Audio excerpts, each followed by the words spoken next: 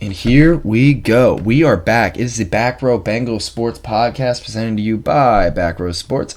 I am your host, Josh Miller. So excited to be back. I had to take about a week. I had some personal stuff going on. I needed to straighten that out, and I need to straighten out my mental health. But I'm finally back. I've missed podcasting so much. I've only had my first podcast today. Back after a week with my Degenerate account. That will be up later if you follow me on that account. For this one, finally, this is going to be coming out, and I'm so excited to be talking about the Bengals again. I've missed talking about the Bengals. I think about them every single day. I'm sure you guys do as well. You think about just different things that they can all do different scenarios and stuff. And so excited to be back. So let's just get right back into it. Again, these episodes are gonna be a lot shorter considering the fact we're not in a season. We don't really know what's going on with this season in the first place, even though I still think we'll have a season and we'll be fine. But you just right now they're so uncertain in these times. But what's not uncertain is this podcast is coming out, and we're gonna keep cranking out content. It's just gonna be shorter and shorter, and then as more becomes certain and more becomes apparent to us, we'll keep growing and we'll keep progressing.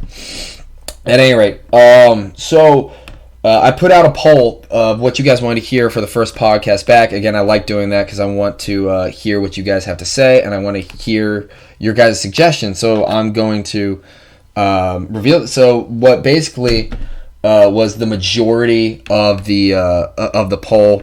I think it was about 75%. Said that they wanted me to talk about Joe Mixon's contract, and I haven't really talked about that much. I've mentioned it here and there. But I haven't done like a real deep dive into it. So let's talk about it. So Joe Mixon is still on his rookie deal. He's got a 4-year, $40 million deal. He's going to be a free agent in 2021.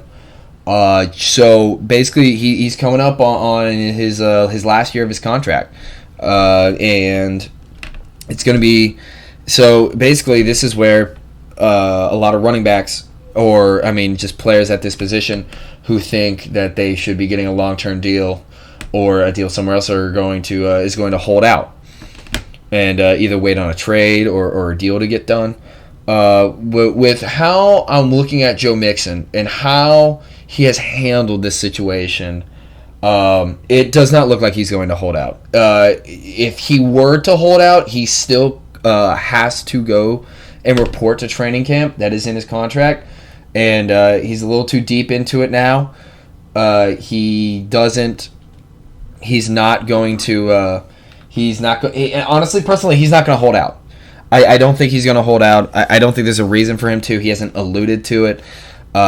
He's very active on social media, really hasn't said much of anything in terms of bad stuff towards the Bengals organization or the possibility of holding out. Like, he really hasn't. He's been very active. I follow him on Twitter. He's a good follow. It almost seems like he's just ready for the season to get started. I think he does want to stay in Cincinnati. And that's big. That's something we haven't had, a big star like him, which he really is a big star. And the reason he doesn't get as much pub as he does is honestly because we don't win. When you win, people start to take notice. I go back to when I was in high school, and I was playing football at the time, and we, for the first 2 years, we weren't very good. We had a head coach who has been there for a while, and the program was not in a good shape. I think we only went to the playoffs like one time. We've only had a couple winning seasons in our year. So then my junior year, a new head coach came in, and immediately improvement. We went 6-4 my junior year, and then senior year we went 9-1. Not to brag, but he mentioned something. He said when your team starts winning, that's when people start to notice a lot more. So it was around that time that we had the same players, and the talent was better, but it was still. It was still these same players, and now these same players were getting all conference, all state recognitions. It's because our team was winning, and I believe that is a direct factor of our team winning. I think that's why the reason that Joe Mixon still hasn't been looked at as the top star that he really could be. And I think he could be a great top star, but now he has a team around him that's really going to set him up for success. And I think he knows that. I think he knows he has a chance to play, beside Joe Burrow and a really, really good offense and a new offensive line. The organization is showing steps forward in terms of adding star talent, free agency, making their players happy, just more public outreach with their social media. I mean, we can all agree the Bengal social media team has been on fire. They need to keep putting out more stuff because obviously we have nothing else to watch. So we need some more things to watch. And I think Joe knows that. So I don't understand why, if he wants to stay on this roster and wants to stay with his franchise and wants to get a long-term deal here, which I think they will. I really do think the Bengals will give him a deal, and I think he'll take it. Now, if Joe Mixon says no to those deals and he bets on himself and he requests a trade, that would really suck. I can understand betting on yourself, but at the running back position, we all know. I mean, the running back position, holding out has really never. I mean, it really has only worked for Ezekiel Elliott, most notably, but it didn't work out for Melvin Gordon. It didn't work out for Le'Veon Bell, and Le'Veon Bell was the number one back in the league. What happens? He held out. He ended up getting $20 million less. I mean, it just shows that the vulnerability of the running back position, and there's only so many running backs in this league that. So let's say Christian McCaffrey held out. I think he would get a deal done immediately. I think Carolina's going to hold on to him for a while. I mean, but there's not many Christian McCaffreys in the league. Now, I think Joe Mixon thinks that he could be that. And on the Bengals, I think he could. I think that he will get majority of the touches over Giovanni Bernard, who is also still a phenomenal back that I think we need to use him a lot more in the passing game, and he's very good with pass blocking. So is Joe. And we can now cycle in back and forth, but Joe probably realizes now that he's going to get the majority of the touches. So there wouldn't really be that much of a reason for him to hold out. Another reason why people are saying that Joe Mixon should hold out is because of the franchise. Well, obviously we've been dispelling those myths over the past couple weeks that we've been doing this, and how the Bengals have actually been, so different this year. A term that I heard, I forget where I heard it from. It may have been from Hear That Podcast Ground with Paul Dana Jr. and Jay Morrison, but I can't remember. Is the effect of Burrow ball, and now, but what I mean by that is with Burrow now being there, they're selling the vision of this team is going to be phenomenal, and here comes Joe Burrow, who's going to be the next Joe Montana, as said by Joel Klatt, who I respect his opinion greatly. I think Joel Klatt's a very smart guy. A little too much Big Ten love, but he's very smart, and he's comparing him to Joe Montana, and even Colin Cowherd, who's the biggest hater of the Bengals ever, said he looks like Tony Romo. Now, Tony Romo may be the butt of a couple jokes, but Tony Romo was a really good quarterback, and in his heyday, when he had weapons, he performed very well. And Joe Joe Mixon now looks at Joe Burrow, and probably his thing is well, I'm probably going to be around a very, very talented offense for a while, and I have the chance to be a superstar of that offense, because Joe Mixon's now going to be one of the leaders of the offense. More than he already was. He's at the end of his contract. He's probably going to get another one. T. Higgins is new. There's a lot going on, and Joe Mixon is very outspoken, all over the place. He's an outspoken leader, and he really is. You've never heard of Joe Mixon being a locker room problem. You always see him so excited, and he runs so hard, and the fans love him. However, the Bengals do have to be careful, and I hate to say this, I would so much rather not overpay for Joe Mixon. And here's why. Is because we are rebuilding into a dynasty, right? Now, I would love for Joe Mixon to be a part of that, and it looks like he's going to be. But I'm saying if like I'm talking worst case scenario, as in Joe Mixon just asked for some ridiculous like top 3 back money. I don't think the Bengals should be spending that much money on a back when you're trying to rebuild the entire team. I mean, I understand we really did hit a couple home runs in the draft. I really believe that. I think we hit a lot of home runs in the draft, and I think taking a hit on a cap like that handcuffs you during free agency. It really handcuffs you. Now, Joe Mixon will be a huge part of the offense no matter what. But but we need to start thinking of the long run. We need to start thinking you're not only this Bengals team, but next year's Bengals team, and the year after that, and the year after that.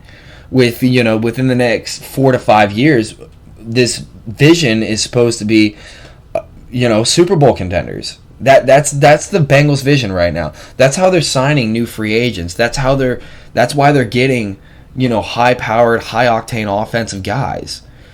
So if you overpay for Joe Mixon, you're going to get handcuffed in free agency when it comes down, when the free agency deadline is starts approaching, and you need to sign, maybe one more offensive guy or one more defensive guy to really just send you over the top and to make a huge run.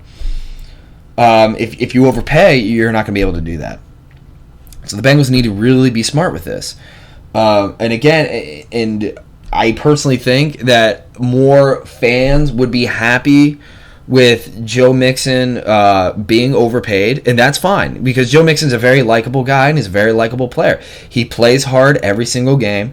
He runs his ass off. He runs behind a line that has been questionable over the couple of years. Really hasn't come out and said our offensive line is bad, or hasn't said anything like that. He really just puts his head down and works. And I think the citizens of Cincinnati can really appreciate that more than a lot of other cities, because Cincinnati is a very put your head down and go to work type of city, and I take great pride with that. And I believe a lot of people in Cincinnati do.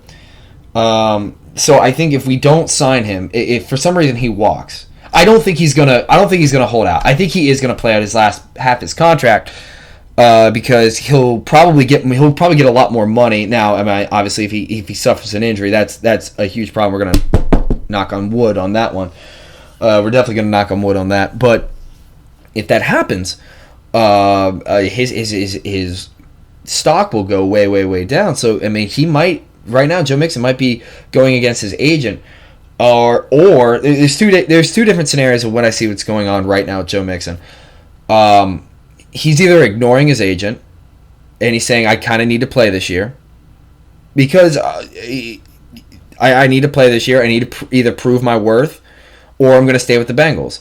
The other scenario is he fully intends on staying with the Bengals and they're going to get a deal done, and they're already in the processes of getting a deal done. So now it really is too late to hold out. I don't think he is. A lot of people say he should, but he's not. I personally don't think he's going to hold out. If I had it my way, I really hope he isn't holding out. Obviously, now we just got to be careful with. Now I think we can pay him top back money. Maybe not top 3 back, but maybe top 5, top 6, top 7. Because honestly, you need to have superstars. You do. You need to have a couple superstars to win the Super Bowl. Now, I think that the Bengals personally think that their superstars are in their draft class. Joe Burrow, T. Higgins, and Logan Wilson and Marcus Bailey and Akeem Adeniji, Khalid Kareem, and their entire draft class. Akeem Davis Gaither, I forgot about him. Yeah, but they're hoping that their superstars are in their draft class. So, but Joe Mixon is already a superstar. So overpaying for him, to the point in terms of top 7 money and top 8 money would be a lot a lot more reasonable and a lot better than top 3 back money, and that's a huge margin right there. Now, should we sign Joe Mixon to a long-term contract, like a 7-year deal? Hell no. Hell no. As much as I hate to say it, and as much as I love Joe Mixon as a player, running backs just are a very interesting, weird group because they just don't have that long of a life. They either are the longest lifespan in the NFL or they're in and out in 3 years. Got to be careful with that. Again, I don't think he's going to hold out. I don't think it would be good for Joe Mixon to hold out on his contract. I think he does need to play again. So we'll see. So that's basically my take on the Joe Mixon contract situation. I hope he stays in. I would love to lock him up to a 3 or a 4 year deal. I think that would be the best interest of both parties. Because we can lock him up in a 3 or 4 year deal when the Bengals are going to hit their peak, their decade peak so far. Will probably be in 2024, 2025, maybe 2023 if all goes to plan. If all goes right, maybe we'll even get it at 2023, and hell, maybe we'll even get it this year. However, if we're looking at most realistically, if we get him to a 4 year deal, we're going to be hitting our stride, and he's still going to be here. Now, if we go 7 years, again, that's going to handcuff us a lot because that's a cap. That's another addition to our cap, and a lot of time we can't hold on. And then what if he underperforms? I don't think he'll underperform. I think he's an incredible back, but what if he does? Then what happens? If we lock him up to a 7 year deal and overpaid, then we're stuck. Then we are going to have to rebuild out of that contract too. Bengals got to be careful with this pick. Is it a great sign? Is it a great idea to sign Joe Mixon? Hell yes.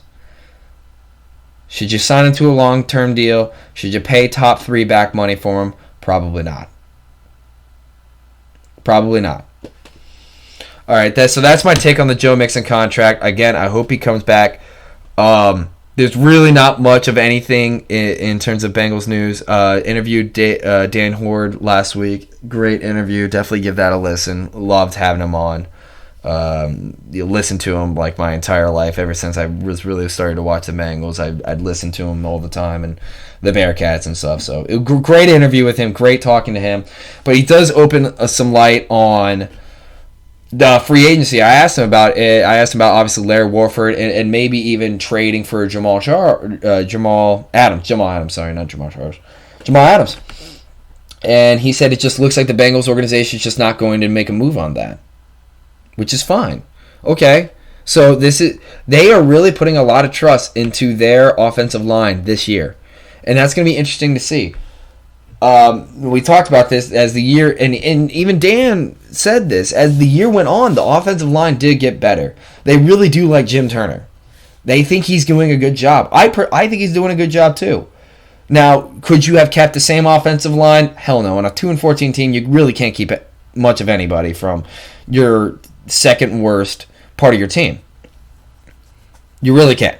You had to. So now they have 40% new offensive line. There you go. 40%. They did exactly what was asked of them, which was change their offensive line, and they did it. 40% new. And then, I mean, if Hakeem Adeniji really starts to, show out and play, there'd be even more.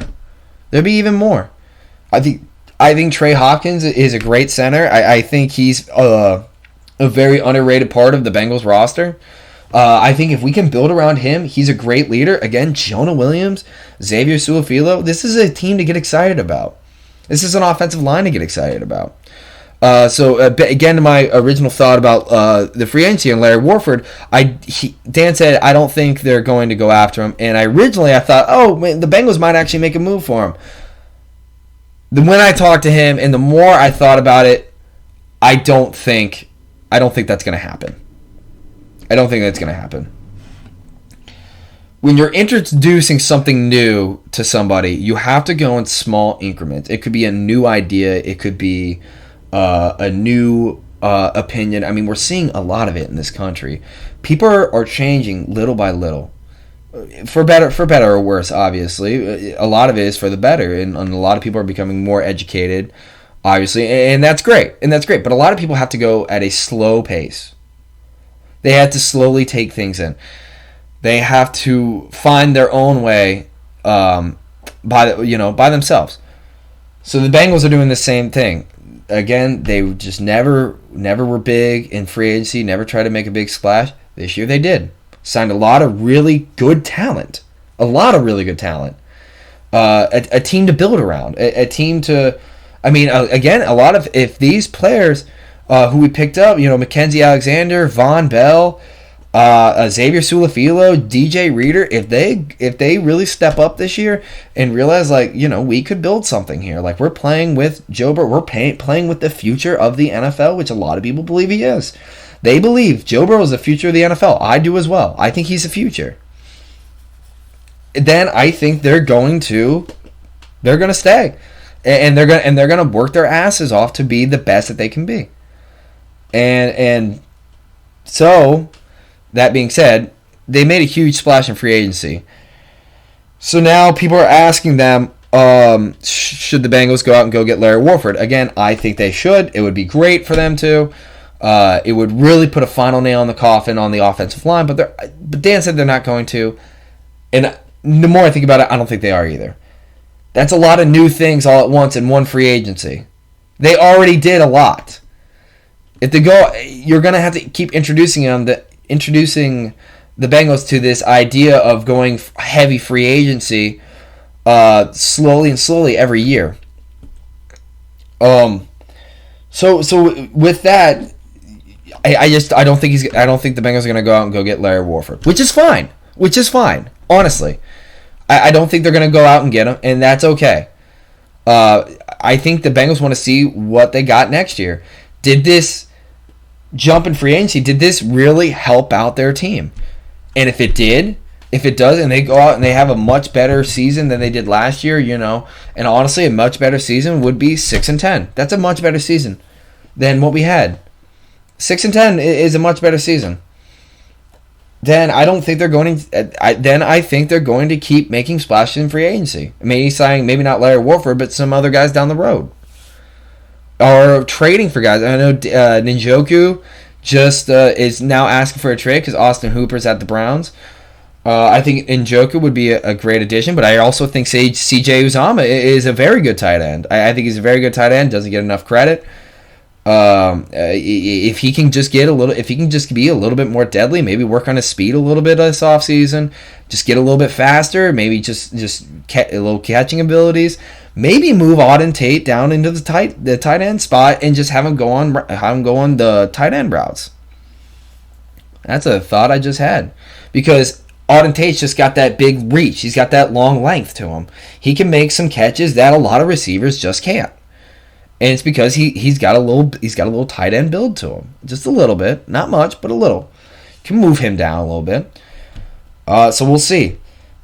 Again, there's not much going on else in Bengals news. I'll keep going with it. If there's a new leak in whatever it is, I'm going to I'll do another podcast right then and there. Our next podcast will be Thursday. And Thursday, I think I'm going to go through the whole schedule. I have yet to do that yet, and break down each game, or at least do the front half and then the back half the next Tuesday. But we're back in it. We're back to Back Row Bengal Sports, and I'm excited. Again, this is the Back Row Bengal Sports podcast. I appreciate all you. I am Josh Miller. Definitely give it a listen. Give the Back Row Fantasy Show, which is basically what this is based off of. Go give them a listen. That's our headquarters. Great guys. Let's try to grow this brand, and I appreciate all you. And we're back at it. I'm excited. All right, Hoo Day, Bengals fans. I'll see you guys Thursday. Bye.